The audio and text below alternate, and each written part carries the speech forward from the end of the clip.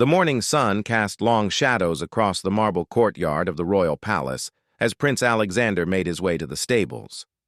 At 19 years old, he possessed the kind of quiet confidence that came naturally to those born into nobility, yet there was something different about him that set him apart from other royals.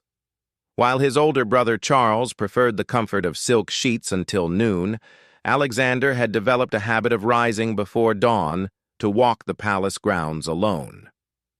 This particular morning felt different. The air carried an unusual tension, perhaps because of the upcoming state dinner that evening. Foreign dignitaries would arrive from 3 neighboring kingdoms, and every detail had to be perfect.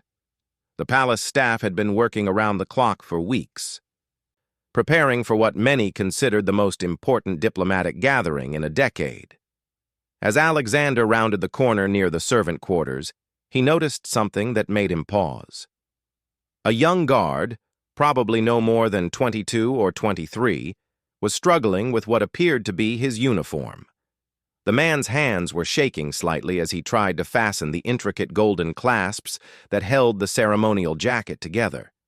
These weren't ordinary clasps. They were part of the special dress uniform reserved only for the most significant occasions. The guard's name was Marcus, though Alexander didn't know this yet. Marcus had only been assigned to the palace guard 3 months earlier, having worked his way up from a small village patrol. His father had been a blacksmith, his mother a seamstress, and the opportunity to serve at the royal palace represented the culmination of years of hard work and sacrifice. But with opportunity came pressure, and today, that pressure felt overwhelming. Alexander watched quietly from behind a stone pillar, not wanting to embarrass the young man by approaching immediately. He could see that Marcus was growing increasingly frustrated with the uniform clasps. These particular fasteners required a specific technique. You had to align them at just the right angle while applying gentle pressure, then twist slightly to the left. It was a skill that veteran guards learned after months of practice, but for someone new, it could be nearly impossible to master under pressure. The prince noticed other details, too. Marcus's boots were polished to a mirror shine, despite being several years old and obviously well worn. His sword belt was adjusted perfectly, and his hair was trimmed with military precision. This wasn't someone who lacked attention to detail or pride in his appearance. He was simply struggling with one specific aspect of his duties. From his position behind the pillar, Alexander could also see that time was running short. The changing of the guard ceremony would begin in less than 30 minutes, and Marcus would be expected to take his position at the main entrance alongside the other ceremonial guards.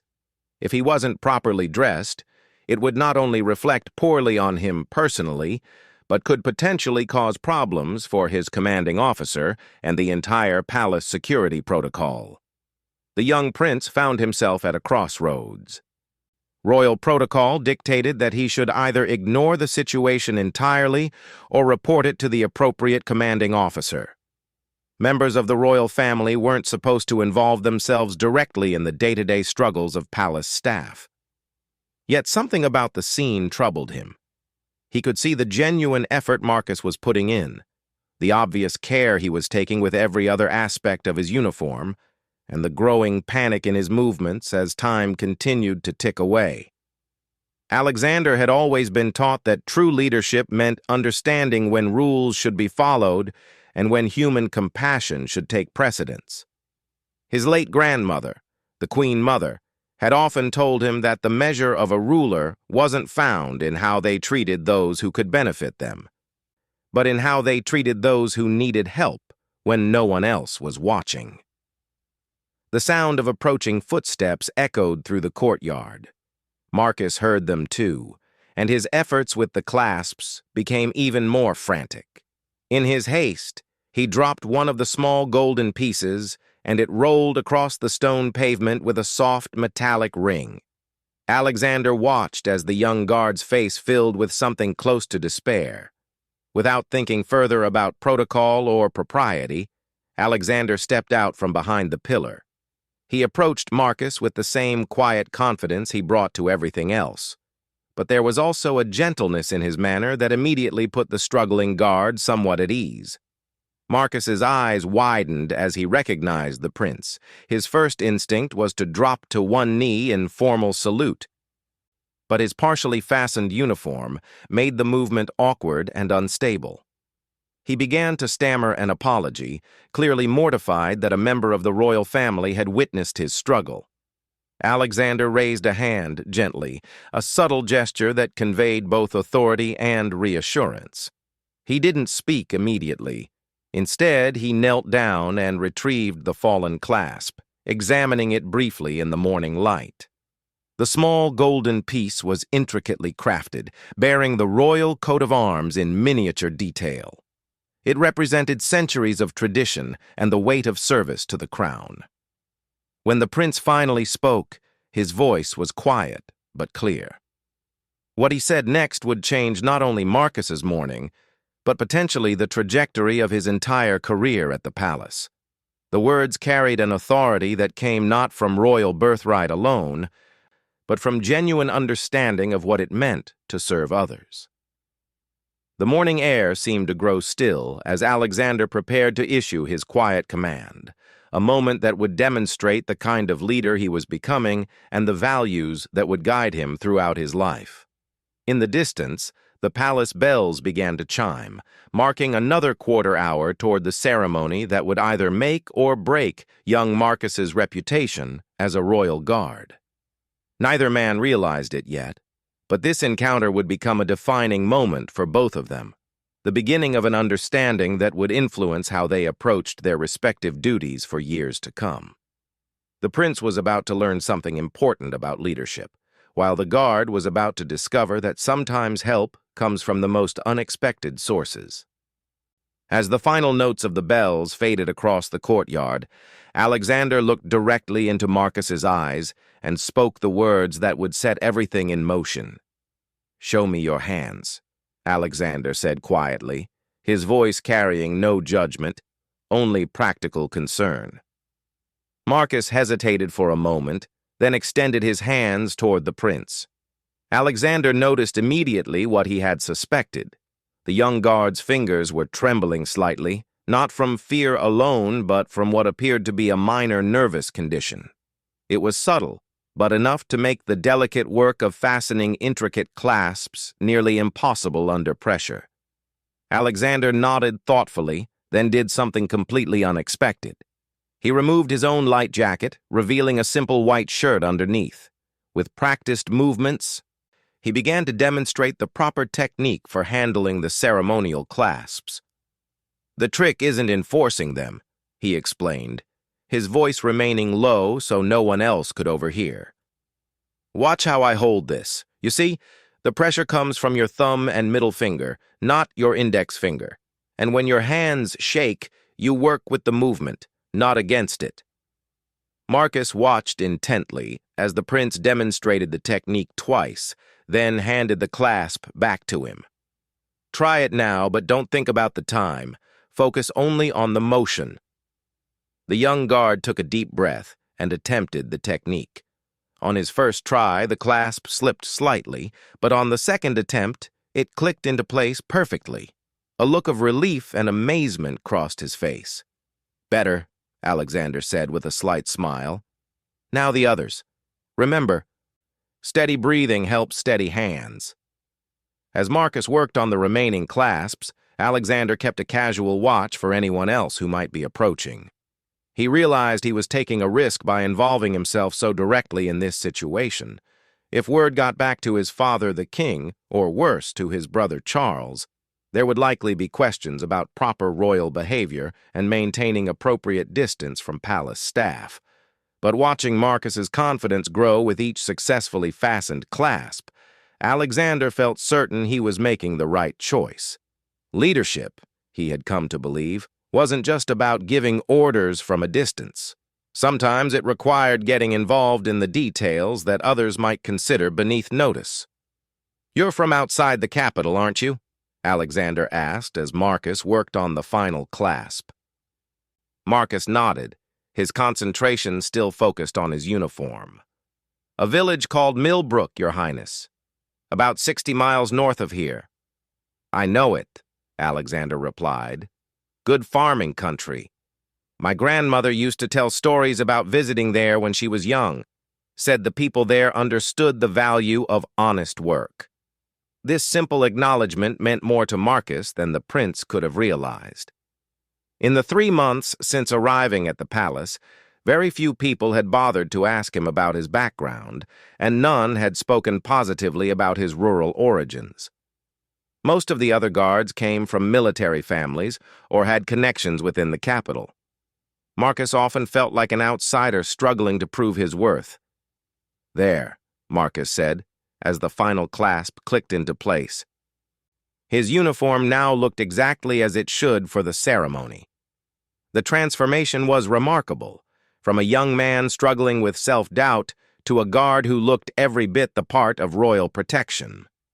Alexander stepped back to assess the result, nodding with approval. "Much better. Now, one more thing." He paused, choosing his words carefully. "What I'm about to tell you stays between us. Understood?" Marcus nodded quickly, uncertain what the prince might say next. "You're not the first good guard to struggle with those clasps, and you won't be the last. The design is beautiful but impractical. I've seen veterans with 20 years of service occasionally fumble with them, especially on important days when the pressure is high." This revelation surprised Marcus. In his mind, he had been the only one unable to master what he assumed was a simple task that everyone else found easy. Alexander continued, "But here's what I've learned about pressure and responsibility. The goal isn't to be perfect at everything immediately. The goal is to be reliable when it matters most. You've shown up early, your uniform is immaculate except for one technical detail, and you clearly care about doing your job well. That matters more than mastering every small skill on your first try." The prince glanced toward the main courtyard where other guards were beginning to gather for the ceremony. "In a few minutes, you'll take your position with the ceremonial guard. Stand straight, follow the protocols you've learned, and remember that you've earned your place here. Don't let anyone convince you otherwise." Marcus felt a surge of confidence he hadn't experienced since arriving at the palace. The prince's words weren't just encouragement. They carried the weight of someone who understood both the pressures of high expectations and the importance of seeing past surface difficulties to recognize genuine effort and character. "Thank you, Your Highness," Marcus said, his voice steady now. "I won't let you down." Alexander was about to respond when they both heard the sound of approaching footsteps and voices. Captain Reynolds, the head of palace security, was making his rounds to check on the guards before the ceremony. With him walked Lieutenant Morrison, Marcus's direct superior. The prince and the guard exchanged a quick look. They both understood that being found together like this could raise questions that might be difficult to answer without revealing the entire situation. Alexander made a decision quickly. "Follow my lead," he whispered to Marcus, then called out in a clear, authoritative voice as the officers came into view. "Captain Reynolds, perfect timing. I was just conducting an informal inspection of the guard stations. This guard—" He glanced at Marcus's uniform for his name badge. "Guard Thompson appears ready for today's ceremony." Captain Reynolds, a veteran with 30 years of service, immediately snapped to attention. "Your Highness, I wasn't aware you were conducting inspections this morning. Sometimes the best way to understand how well our security protocols are working is to see them from an unexpected angle," Alexander replied smoothly. "Guard Thompson's station appears well maintained, and his uniform meets ceremonial standards." Lieutenant Morrison looked at Marcus with surprise. In their previous interactions, he had noticed the young guard's struggles with various aspects of palace protocol. Seeing him now, looking confident and perfectly turned out, Morrison wondered if he had misjudged the young man's potential. "Very good, Your Highness," Captain Reynolds said. "We appreciate your attention to these details." Alexander nodded formally. "Carry on with your preparations, gentlemen. I'll leave you to your duties." As the prince walked away, Marcus felt a profound sense of gratitude mixed with determination. The royal's intervention had saved him from what could have been a humiliating failure, but more than that, it had given him insights about leadership and character that would influence his approach to service for years to come. Captain Reynolds and Lieutenant Morrison spent a few more minutes with Marcus, reviewing the day's protocols. Both officers noted his apparent confidence and attention to detail, though neither fully understood the transformation that had taken place just minutes earlier. As they prepared to move on to the next guard station, Lieutenant Morrison pulled Marcus aside briefly. "Whatever you've been doing to improve your performance, keep it up. You look like a different soldier today." Marcus nodded. Knowing he could never fully explain what had actually happened, instead, he simply replied, "Thank you, sir. I'm beginning to understand what's really important about this job." The morning sun continued to climb higher in the sky as the palace prepared for one of the most significant diplomatic events of the year. In less than an hour, the ceremonial guards would take their positions as foreign dignitaries arrived for the state dinner. Marcus would stand at his assigned post, his uniform perfect, his confidence restored, and his understanding of true leadership forever changed by a prince who understood that sometimes the most powerful commands are given quietly, in moments when no one else is watching. The state dinner that evening proceeded flawlessly. Marcus stood at his assigned position near the main entrance, his posture perfect and his confidence unwavering. As foreign ministers and their entourages passed through the great doors, he executed each formal salute with precision. Several visiting officials commented to their hosts about the impressive bearing of the palace guards, unaware that one of them had nearly missed the ceremony entirely due to a struggle with uniform clasps. Prince Alexander attended the dinner as protocol required, engaging in diplomatic conversations and representing his kingdom with the grace expected of future leadership. Yet throughout the evening, he found himself occasionally glancing toward the entrance where Marcus stood guard.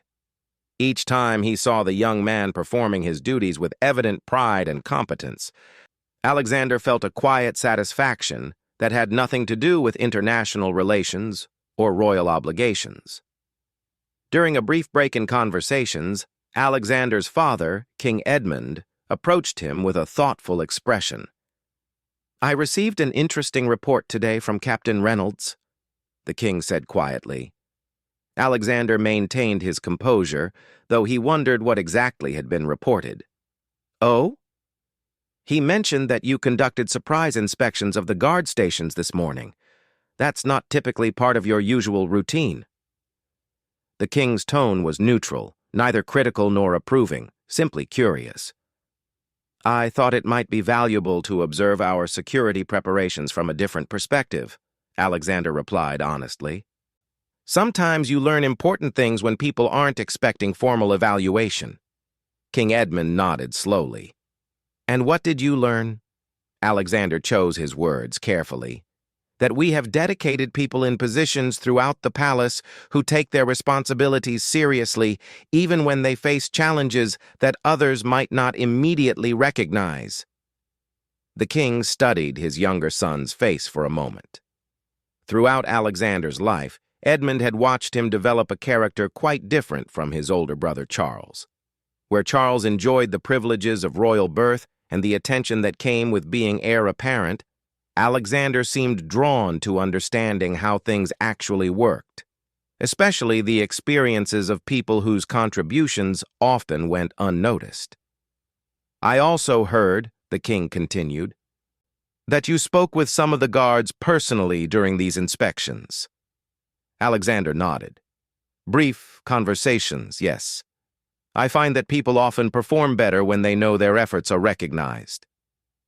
"That's an interesting philosophy," King Edmund said.